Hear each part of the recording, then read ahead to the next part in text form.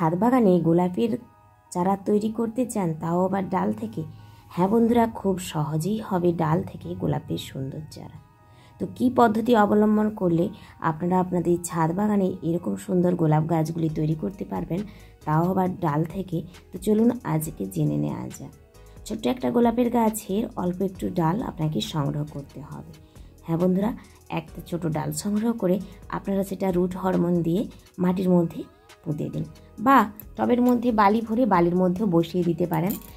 এই সামান্য পরিচর্যাতেই হবে আপনার বাগানেও সুন্দর একটি গোলাপের চারা, তাও আবার ডাল থেকে।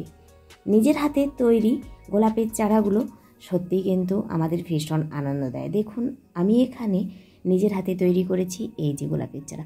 এখানে অনেকগুলোই ডাল আমি বসিয়েছিলাম, আর এই যে ডাল কাটিং করে বসিয়েছিলাম এই ভিডিওটিও আমি আপনাদের সামনে অনেক আগে উপস্থাপনা করেছি, কিন্তু এখন আমি এই যে তুলে দেখাচ্ছি সেই ডালগুলো সাকসেস কতটা হলো। তো দেখুন, সত্যি অনেকগুলো ডাল বসালেও সব ডালগুলো কিন্তু আমার সাকসেস হয়নি, তবে একটা ডাল সাকসেস হয়েছে। সে ডালটাও আমি আপনাদের সামনে তুলে অবশ্যই দেখাবো। দেখুন, ভেবেছিলাম এই ডালটায় হয়তো শিকড় হয়েছে, কিন্তু না, এই ডালটাতে কোনো রকম শিকড় হয়নি। তবে এই ডালটাতে শিকড় না হলেও পাশের ডালটিতে অবশ্যই হয়েছে। আর এই যে পাতাগুলো দেখেই বোঝা যাচ্ছে যে হ্যাঁ, পাশের ডালটিতে শিকড় তো অবশ্যই হয়েছে। দেখুন, এখানে আমার মাটি এবং বালি ও গোবর সার মিশিয়ে এই ডালগুলো আমি বসিয়েছিলাম। তো এখন সেখানে দেখছি একটি মাত্র ডাল আমার সাকসেস। দেখুন, এই যে মাটিটা থেকে আমি তুললাম, দেখে আপনারা বুঝতে পারছেন এতে নতুন করে শিকড় কিন্তু হয়েছে। তো আপনারা চাইলে আপনারাও এরকম একই পদ্ধতি অবলম্বন করে আপনারা নিজের বাগানেই গোলাপের চারাগুলো তৈরি করে নিতে পারেন। দেখেছেন শিকড়টা কি সুন্দর কিন্তু ডাল থেকে শিকড় এসেছে। তো বন্ধুরা, খুব সহজেই গোলাপের চারা আপনারা তৈরি করতে পারবেন, তাও আবার বিনা খরচায় এবং বিনা ঝামেলায়।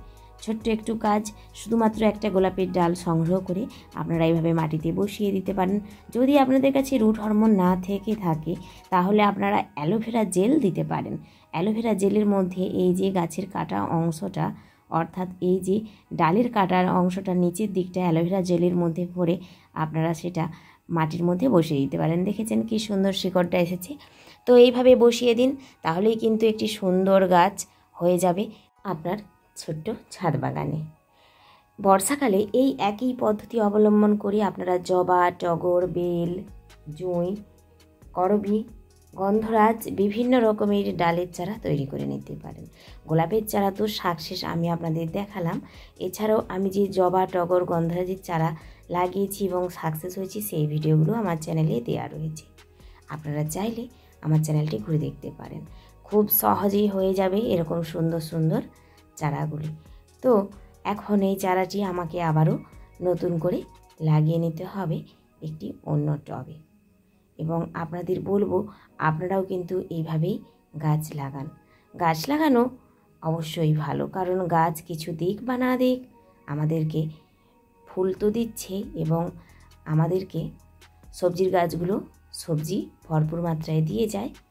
সর্বোপরি প্রতিটি গাছ তো অক্সিজেন দেয়। ফলের গাছ থেকে তো আমরা ফলটা পাই, সেটা তো আমাদের খাদ্যের কাজে বিভিন্নভাবেই লাগে। তাই গাছের উপকারিতা আমাদের জনজীবনে কিন্তু প্রচুর। ফুলের গাছ যে ফুলটা দেয় তার সৌন্দর্য আমাদের মন প্রাণকে শান্তিতে ভরিয়ে রাখে। অপার শান্তি পাই আমরা কিন্তু ওই ফুলগুলো দেখে।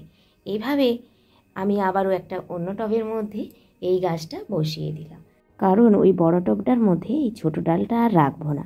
একটা ছোট্ট টবের মধ্যে দিলে এই গাছটি কিন্তু খুব সুন্দরভাবে বৃদ্ধি পাবে। এবং এই গাছটি লাগানোর মাত্র কয়েকদিন পরের আপডেট দিচ্ছি। দেখুন, ছোট টবের মধ্যে যে লাগিয়েছিলাম এখন কত সুন্দর হয়েছে। আর ওই যে প্রথমেই দেখালাম এদিকে হয়েছে গোলাপি গোলাপটার কুঁড়ি, আর ওদিকে হয়েছে কতগুলো হলুদ রঙের গোলাপ।